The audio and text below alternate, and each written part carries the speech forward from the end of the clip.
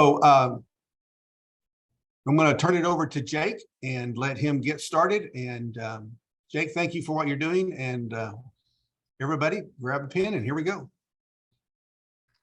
Well, thanks, everyone. I won't really be able to see you, so if you have a question, just start talking and I'll hear you, but I can't really see you tonight. So what I want to talk about are two different sections of leadership tonight. The first one, if you follow John Maxwell, you probably have heard or seen his 5 levels of leadership. And his 5 levels of leadership are very important, especially when you're working with the leadership team in your church, church board members or other leaders. That is like way important for you to understand your interaction, your relationship, your influence with each of those people. So the first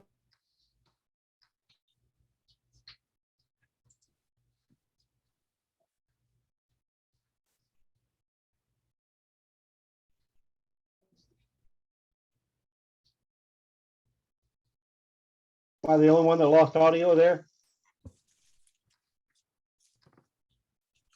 No, his mic is muted.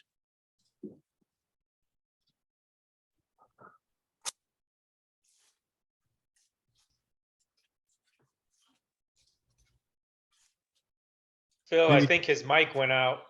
Yeah, well, none of us can hear him. Okay. He's froze, isn't he, too? Okay.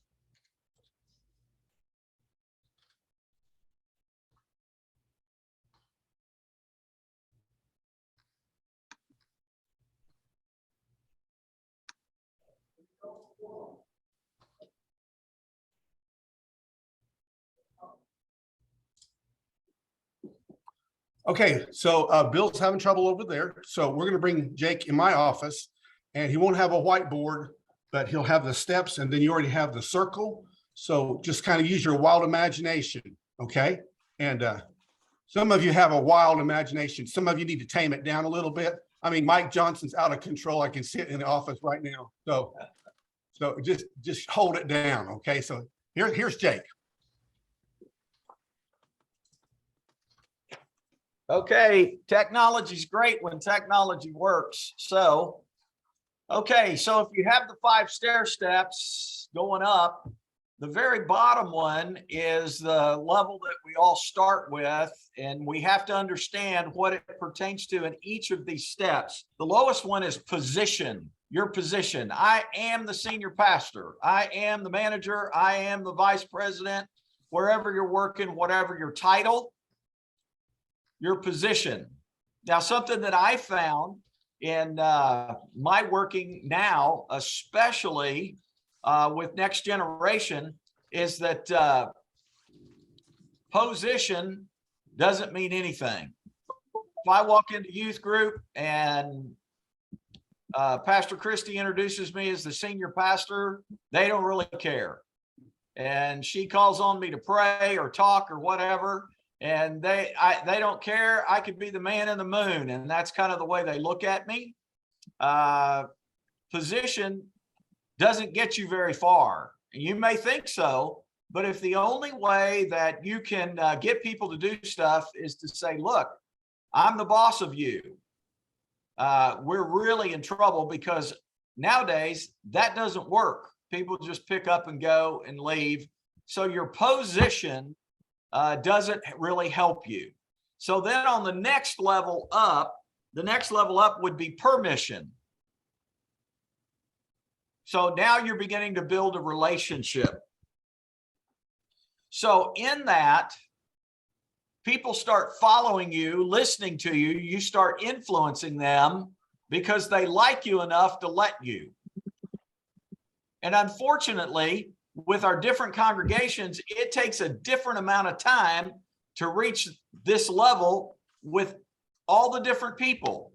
Some of them that have been burned, some of them that have had pastors betray their confidence, some of them, it may take a long time to ever, they may just sit and listen with their arms crossed and, their head laid back and just act like they don't really care what you're saying. And so you have to build the relationship. You have to get their permission to begin to allow them to be led. So in that, it's all about relationship.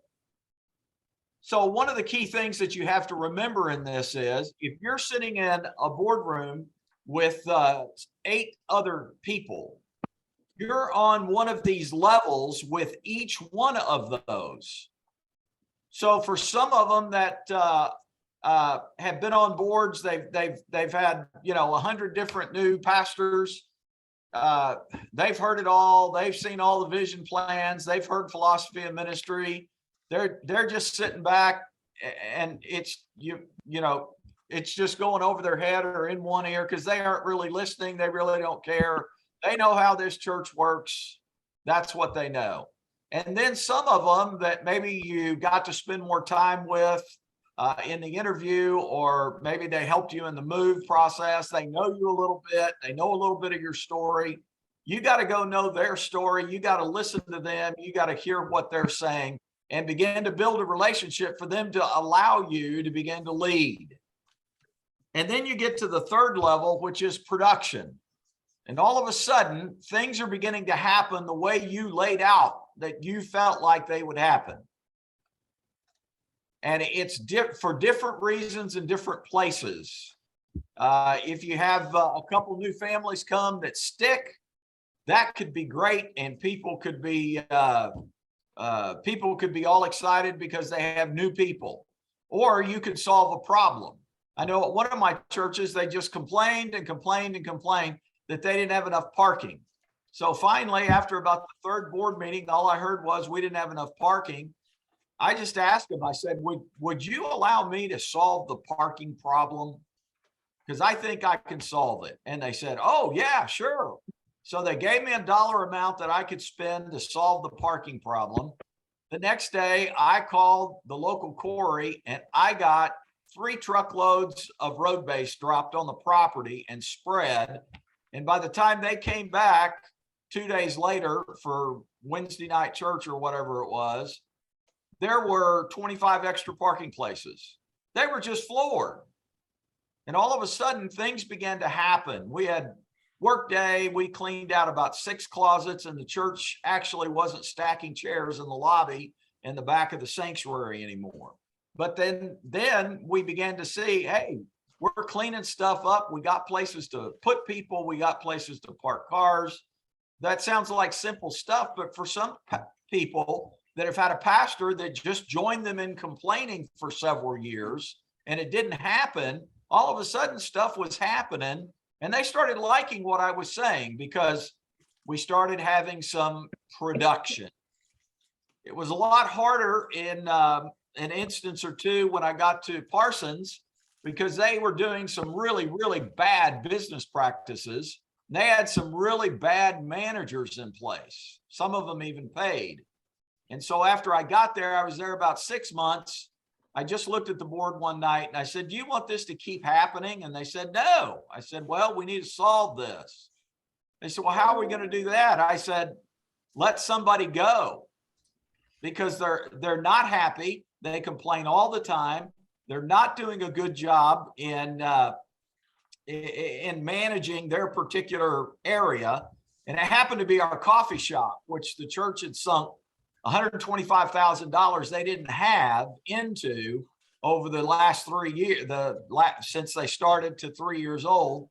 And I said, we just have to let her go. I mean, it's just not working.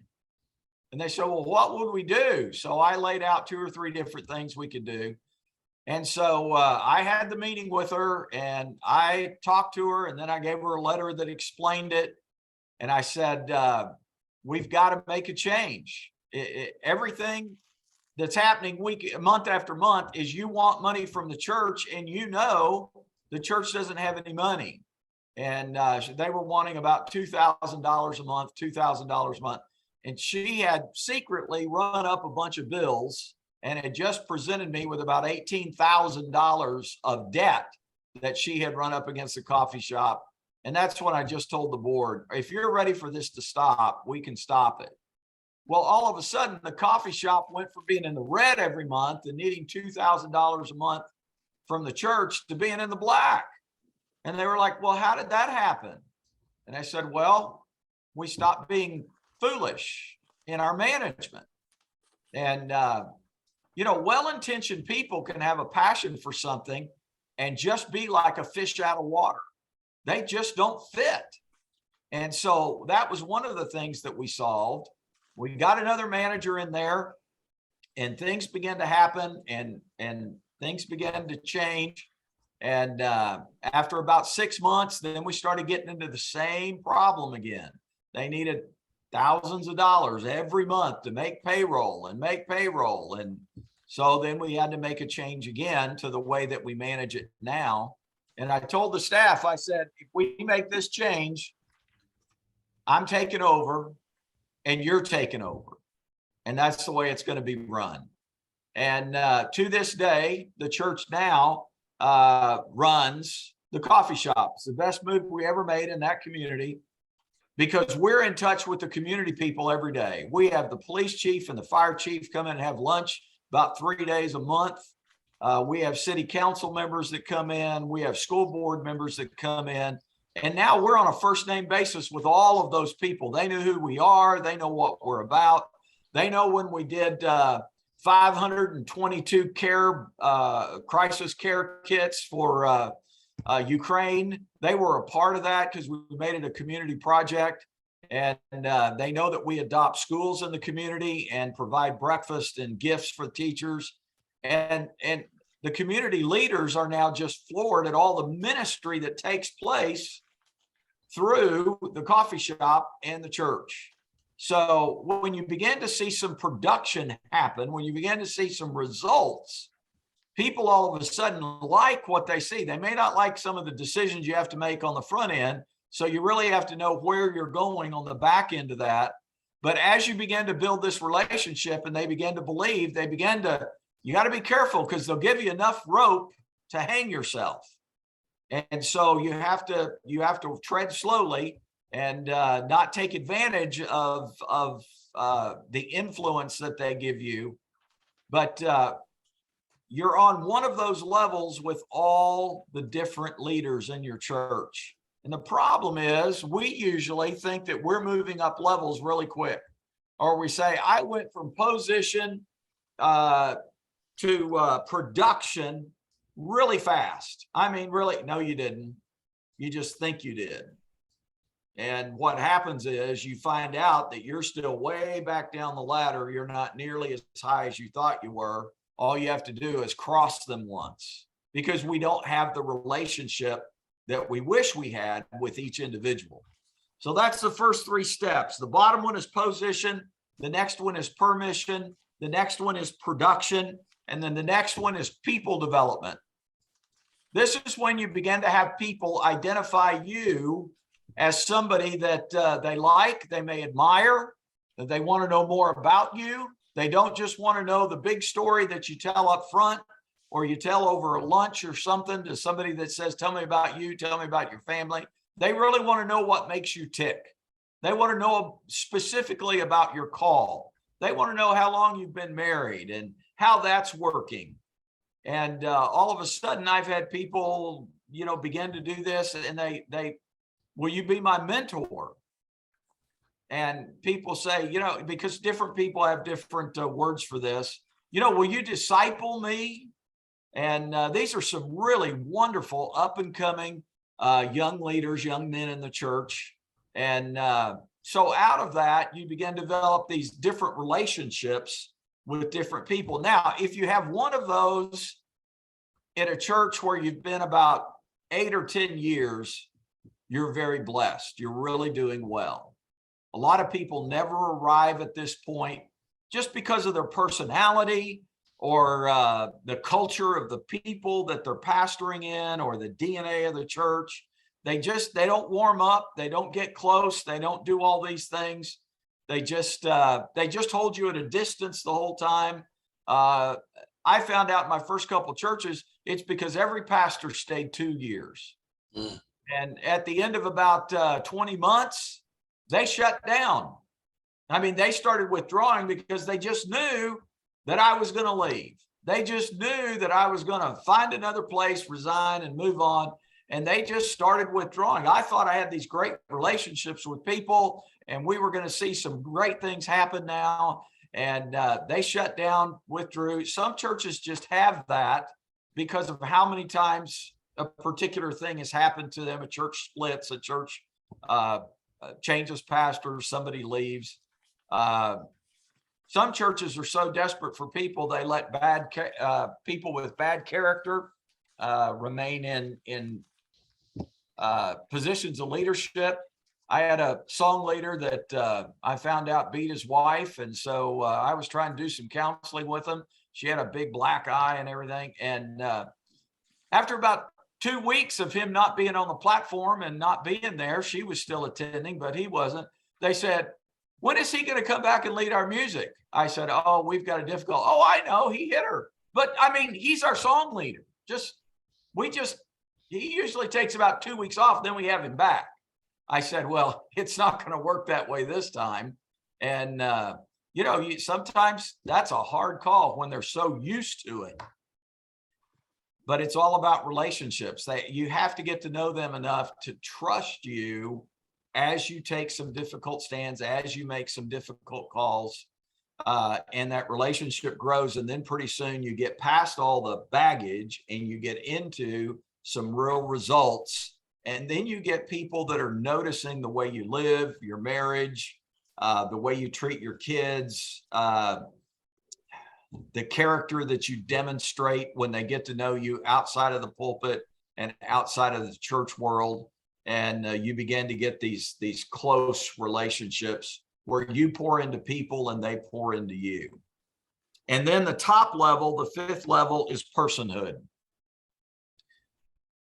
They follow you and you love them and they love you because of who you are. It's a character thing. And they don't have to be a president of a company or they could be your prayer partner.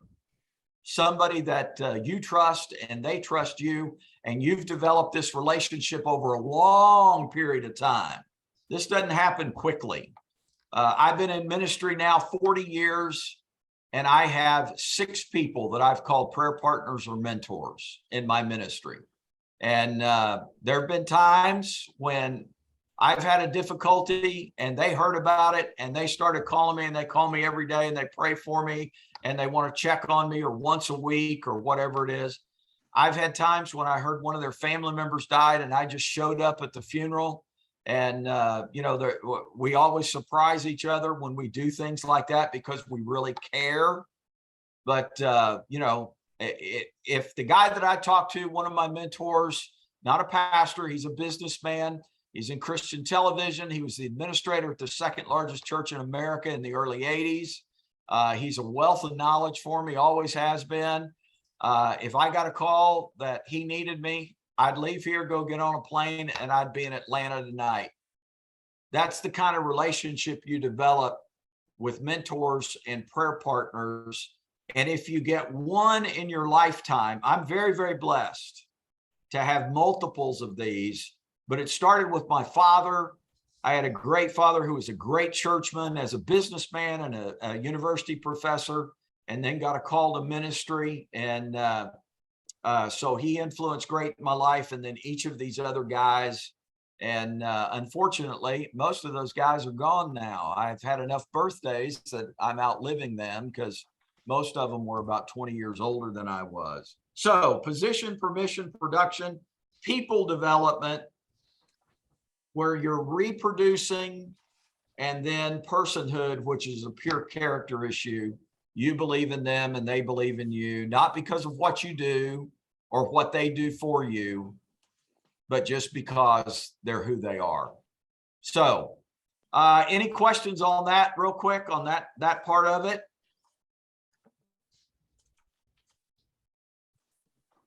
Good teaching means no questions. Okay, flip your page over and go to the circle side. This is from George Barna. I've heard him give this twice, and it was about 12 years apart. But I've seen him, heard him do this twice in person, and this is absolutely eye-opening. So this is the 4 styles of leadership. So inside your circle, divide it into 4 sections real quick, 4 sections.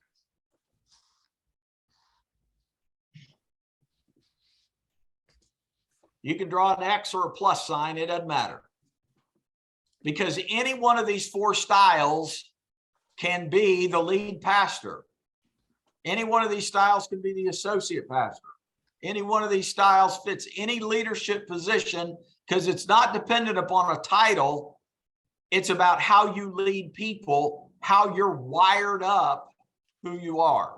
So the very first one, just pick one of the spots, maybe the top one or the top left one, put vision. So we have visionary leaders. People that sit back and they kind of dream it and they kind of figure out maybe it would look like this or maybe it would look like that. Wouldn't that be fun? Wouldn't that be great? They're just visionaries. They're always looking at the big picture. They're looking at how it could be. They're looking down the road, who knows however many years. But it's not dreaming because real visionaries, especially in the church world, would collect their data and then they would go to a quiet place and either work through it, pray through it. God didn't call committees to lead.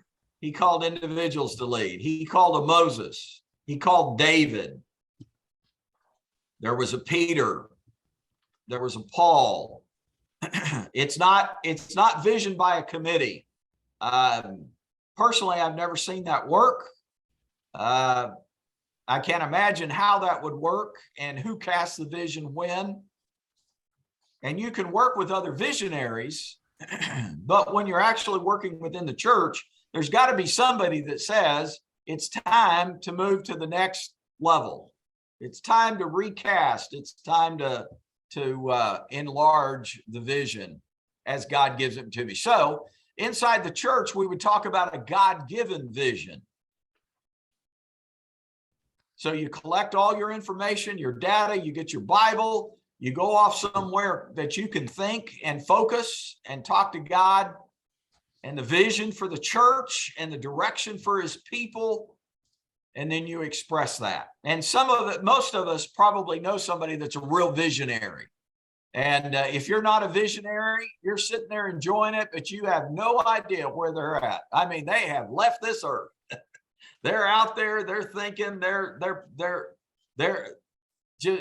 working through a whole new scenario, and they're just grinning and talking about it. A visionary. Okay, so the one next to that, maybe you want to move to the left around your circle now. The one next to that, touching leader, visionary leader, is a strategic planner. Strategic planner.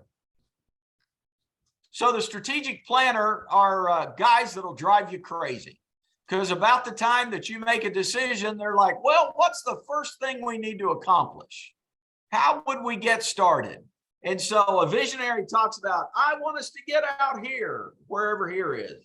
And so a strategic planner says, well, we got to build some stair steps to get there. We got to have a ladder. We got to know what do we got to do first? And then what do we got to do second? What do we got to do third? And what do we got to do fourth? And so they're the engineers of our world. And if you're a visionary, engineers will drive you crazy. I used to have an engineer. He was a brilliant guy. Was admitted to MIT, but because of a admission snafu, he didn't get in. So he stayed close to home. Got an engineering degree. Got an advanced engineering degree. And he was sitting in my congregation, And I would talk on the vision of the church, and I'd lay out, where we want to be and where we want to go.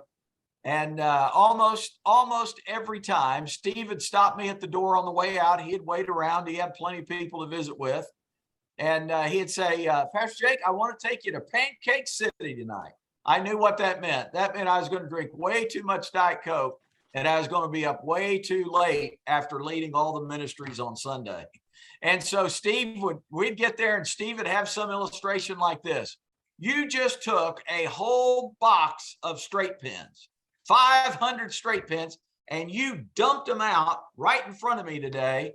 And Pastor Jake, I can't think that way. Now I need you to get all the flat points over here and all the pointy points going over here for all those different things you talked about today. And we got to do this so I can help you with this. I got to know how to pray and where we're going, and we just can't jump from where we're at way out here to this huge vision. We got to have some stair steps. So I'm going to build stair steps tonight as we talk about this, and we'd be there for 2 or 3 hours with me trying to explain what's going on with all the different stair steps. And so that's what happens when you have a strategic planner. They always want to build the steps. One of my associate pastors, his name was Mark. He was a great strategic planner. And so about once a quarter, just happened to be a random afternoon in the office, we'd go to the lobby of the church, and we'd sit down in big wingback chairs and get comfortable. And I'd start talking to him about the vision of the church. And he had a legal pad, and he was writing, and he was just, he was page after page, and I'm just doing my thing. I'm talking about vision and where we're going and what it's going to look like, and maybe this and maybe that. It's going to be great. And he'd come in the next morning dragging that legal pad with it flopping, down all. He's just holding on to the cardboard back, and he'd come in, look like he didn't get any sleep. And I'd say, Mark, what's wrong? He goes, I got to know, how far out were you when we finished last night? I'd say, oh, that was about 10 years. He goes, you got to quit doing that. You got to tell me when you leave this year. I was trying to get that whole thing planned out for this year in 12 months. And I just worried myself. I couldn't sleep at all last night because I couldn't get it down. And so I said, Mark, that was like 10 years, maybe 12 before the church gets there. He goes, we got to talk timetable next time, because I was trying to, there's just no way we can get people trained, get people in small groups and do all the things we were talking about. So that was Mark, and I love working with Mark. Now, when you understand that a visionary needs a strategic planner next to him, you can appreciate them. They may still drive you crazy if you're a visionary, but you need them because they'll help you break it down into phases of what's next, what's next, what's next. Okay, so next to strategic planner, put manager. Because you got to have somebody, once you start something. How many of us have seen stuff start and then it falls apart and doesn't keep going? And typically it's because we don't have a manager that's going to come in and run it. And so I had a couple staff members with me. One was Dee and one was Julie, and they were managers. And I'd come into staff meeting, I'd say, I'd like to do this, this, this. And one of them would go, well, we can do that, but I don't think that's going to work exactly like you think. She said, we need this and this and this to keep that. And then I'll need somebody, and we'll need to have a director over this. And so she was figuring out what it would take to manage that and keep it going after we started. Or I'd come in and say, I'd like to send a letter back before the days of email to the whole church this week. I want them all to know what's coming this Sunday. We need it in the mail by 5 o'clock tomorrow. And she'd say, okay, well, I got to have this. I got to have stationery. I got to go get some labels at the store. Because we can't do a whole mailing to all 250 people on the mailing list without some more supply. She's going to make it happen and keep it going day after day. She's a manager. And it's great to have somebody like that, especially if they're in the office, because then they can keep the church running. And if you're a strategic planner or a visionary, you may be a terrible manager. In fact, if you're a visionary, I can tell you right now, you're not a very good manager. And sometimes that'll frustrate you but that's just a fact. So you got visionary, you got strategic planner, you got manager. The piece that's missing is people. Some people's style of leadership is people. That's how they do it. They do it through others.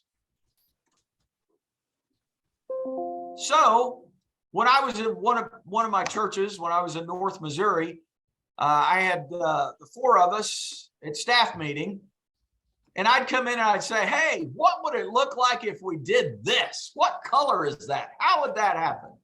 Well, the first thing that happened is Mark would say, well, we can do it, but not your way. We got to do it the right way.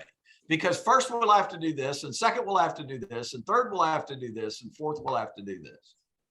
And then Julie would say, now, if we're going to do that, that's going to take about 3 hours a week. And these are the resources, or these are how many rooms we'll need to keep this going. You know, we got age groups in there. We're going to have to break the age groups up. She's figuring out how to manage it, keep it going once we started it. So now we got an idea, a vision of what could be, and we got a plan, and we got a manager, and then we'd all sit there and scratch our head and pull on our chin. I wonder who can do this. And then I had Bob. And after a couple minutes, he'd just kind of grin and lean back in his chair, and he'd say, you know, I was on the church parking lot Sunday morning after church before we left, and I talked to so-and-so. And so-and-so feels like they need to lead a ministry, and it's just about like this. Bob was a people leader. He was in people's lives. He was in the life of their kids. He was in the life of their grandkids. He was touching people on Sunday morning.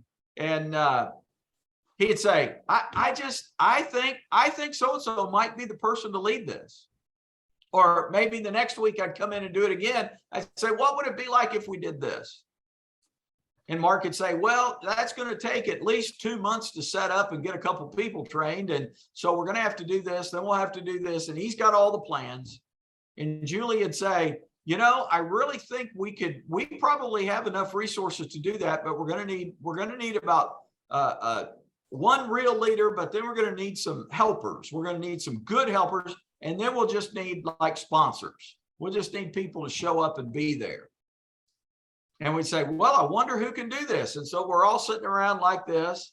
And after about 30 or 45 seconds, Bob would cross his arms and lean back in his chair. And he goes, you know, I was talking to so-and-so on the parking lot after church before we left.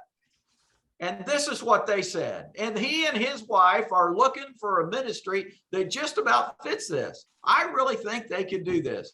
It was so much fun because we had one person, at least one, in each area, and we could solve problems. And the whole church would just keep humming down the road, and we could add new stuff and we could subtract stuff, but we had thought it through correctly, and we were on task with all the new stuff we started, whether it'd take 3 months or 4 months, or whether it was a new idea to try outreach at Easter or whatever it was. And it was so much fun, because if you're trying to make decisions in ministry and you don't have somebody in each of those 4 areas, it's like trying to drive your car with a flat tire. It'll go down the road, but it doesn't go down the road very smoothly. And sometimes you think the whole thing's going to shake apart, because a lot of times we're trying to do stuff and we haven't thought through our plan very well. Now, here's the catch.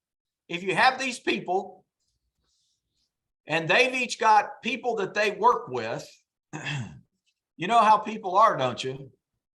Birds of a feather flock together.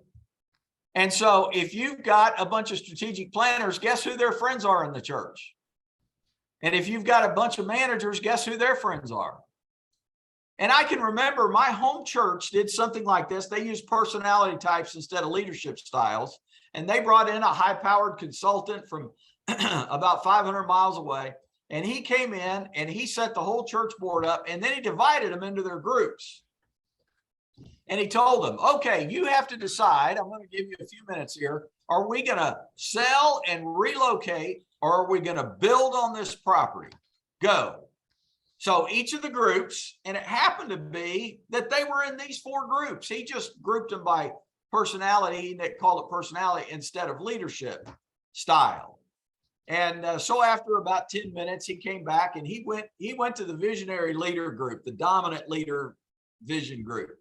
And he said, what do you think? And they said, boy, we've got some ideas. We think this could really work. And we this and we that. And man, they had the whole thing. They wanted to go, they wanted to do, they had all this planned out. So then he looked at the next group, the strategic planners, and they said, we don't think we have quite enough data. We don't have enough information to make this decision, because they were ready to plan it, but they didn't know which way to go. And nobody in that group made that decision. They were waiting on somebody else to tell them, this is what we're going to do. And then all of them were ready to start building the stair steps to go from point A to point B, but they didn't make the decision. And then they called on the manager group, and the manager group, they started in like, well, we think that maybe if we could stagger our start times, and we could maybe use a couple of our bigger areas here in the church for different groups, maybe we could not have to build or relocate. They were gonna manage, and they were going to be space gurus and time gurus over all these different pieces to keep them functioning but it would mean that the teenagers would be left unsupervised for 30 minutes. And I don't suggest that at your church. I know I wouldn't do it at mine. So, but they were going to manage this whole thing with what they were handed. They were figuring out resources and how to manage it. And then they called on the 4th group. Have you ever had a youth pastor that's a people person?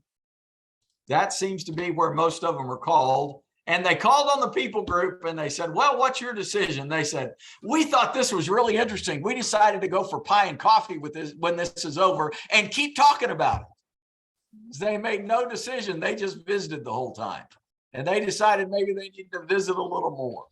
And so each of those 4 types don't function very well without help from the other groups. And when you have a church board and they're stuck on high center, there's a good possibility that you're missing one of these key pieces, or they've had somebody in the church that was one of those key pieces and they really feel betrayed or burned by them. And so they're just not interested in having people like that on their leadership team. So that's an overview really quickly on leadership types. But I have to tell you, if you're by yourself, you've got to function in all 4 of those areas, and it's not always fun to do, especially because you have a primary area and a secondary area, but you don't have all 4 areas unless you're one very unique individual. So you really do need at least one in each of those areas to really make your leadership team go. And when you've got that, problems on your church board just don't seem like problems. And when you don't have that, things can just stack up and be monumental obstacles over and over and over. So I hope that helps. Questions?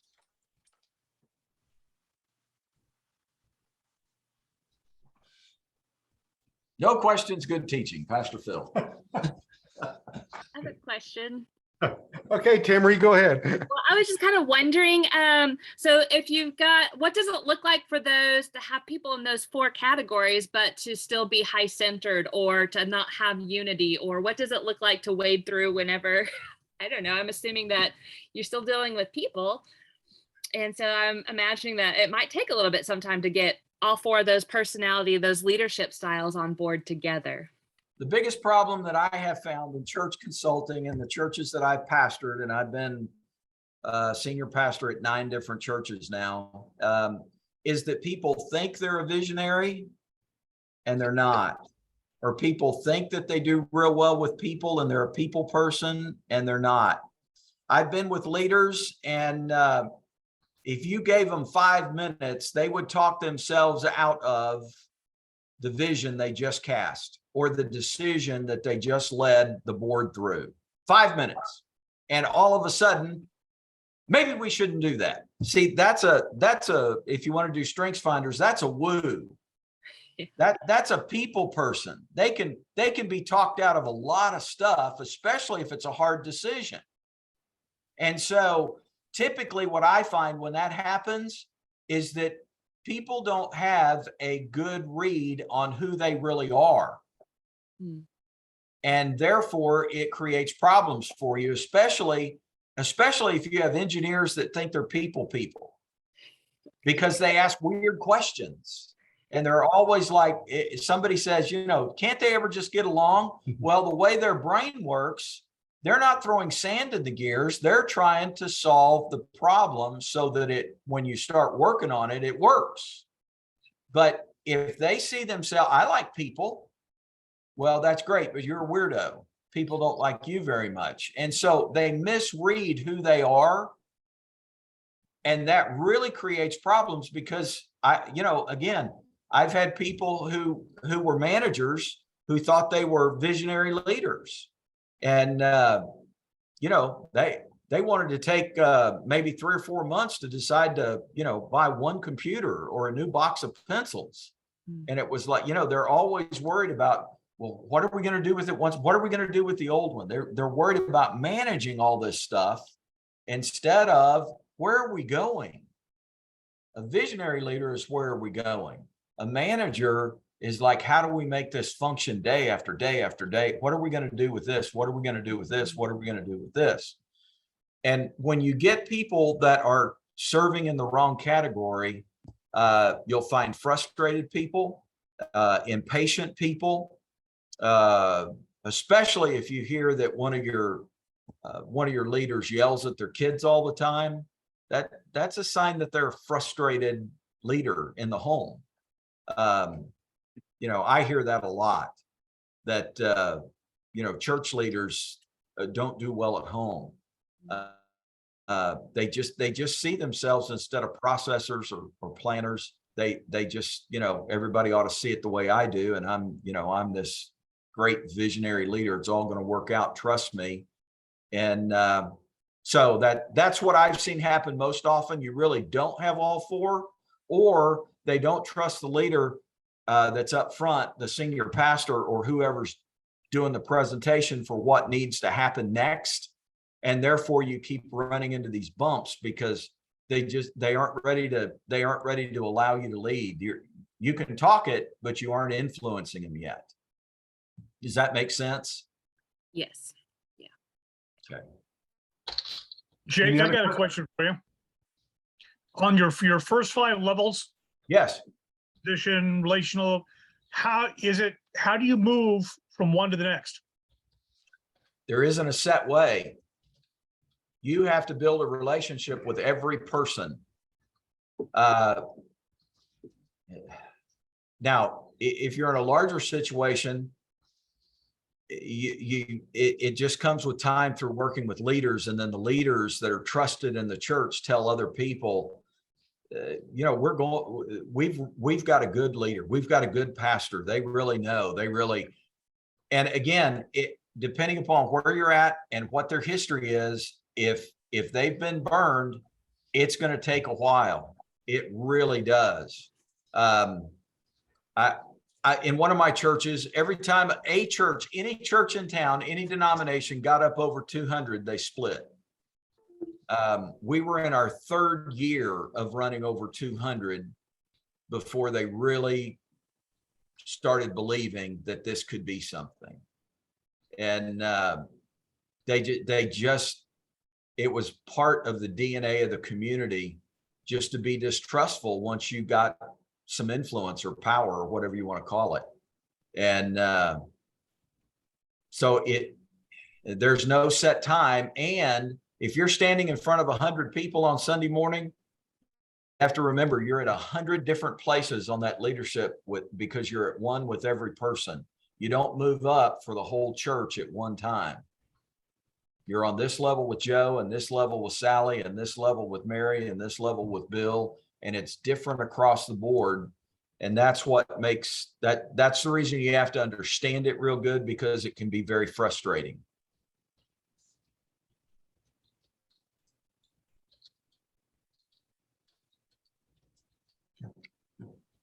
Any other questions? If I leave, somebody will say yes. Okay. When you first talked about this, I think if I were in your situation, I literally would have listed my board members on a sheet of paper. And I would have put one of these 4 words beside every one of my board members. And that would help me to understand them. I think Jake would also say, because Maxwell said this as he talked about this, is a change in your pocket will move you up to level. Right. The more change you have in your pocket, the more you, so that's trust and time involved in that. Okay, so everybody good? Any questions on anything? Okay, well, you got some stuff to work with tonight. And so thanks for joining us. I hope everybody's feeling good. And we got lots of stuff going on in the district, and these are good days. So let me pray for all of us and let's go home. Jesus, we love you. Thanks for being with us. Thanks for tonight. Thanks for Jake sharing with us. And thank you for just the concepts that he's given to us. And we pray somehow that we could implement those and use them as we advance the mission of who you are into our district. I pray, Father, that you will bless every pastor and every leader that this falls on their ears and on their hearts, and use it to your glory. Now we will give to you all the praise and all the glory. We give you honor. We lift you up and exalt you. And we're grateful that you love us. And in Christ's powerful name, we pray today. Amen. Amen. All right. Well, we celebrate with all of you. And John, no cancer.